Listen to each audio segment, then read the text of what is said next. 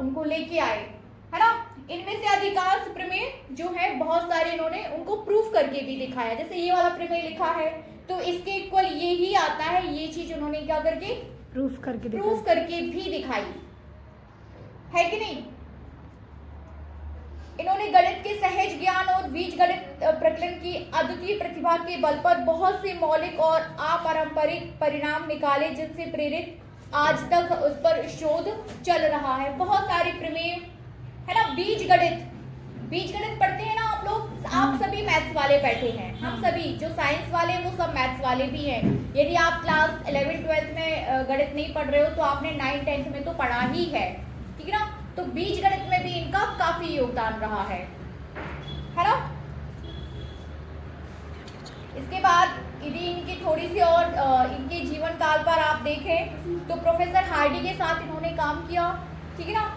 विदेश यात्राएं भी इन्होंने की, रॉयल सोसाइटी की सदस्यता इनके पास थी। आजादी की पहले की हम बात कर रहे हैं, रॉयल सोसाइटी की सदस्यता इनके पास थी, ठीक है ना।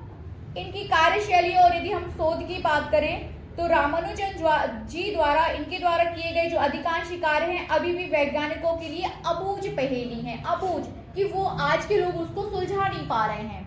इन्होंने ऐसी कई सारी चीजें दी जिन्हें आज के लोग क्या है सुलझा ही नहीं पा रहे हैं, ठीक है ना।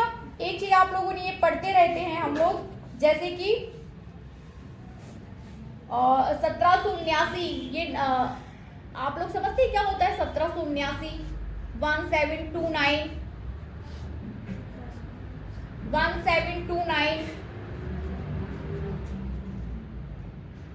रामानुजन संख्या उस प्राकृतिक संख्या को कहते हैं जिसे दो अलग अलग प्रकार से दो संख्याओं के घनों के योग द्वारा प्राप्त किया जाता है। तो रामानुजन संख्या दो संख्याओं के घनों से प्राप्त संख्या जो आपको प्राप्त होगी वो क्या कहलाएगी, रामानुजन संख्या। Thank you.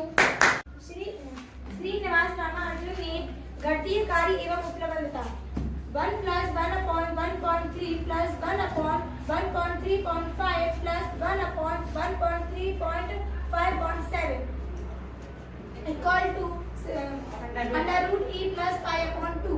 इन्होंने बताया कि पाई बराबर 22/7 होता है, जिसका मान 3.14 होता है। 14 के क्षेत्रों में गहन योगदान दिए।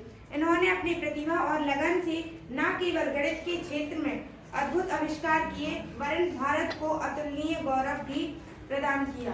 आज हम इनका जन्मदिवस मना रहे हैं।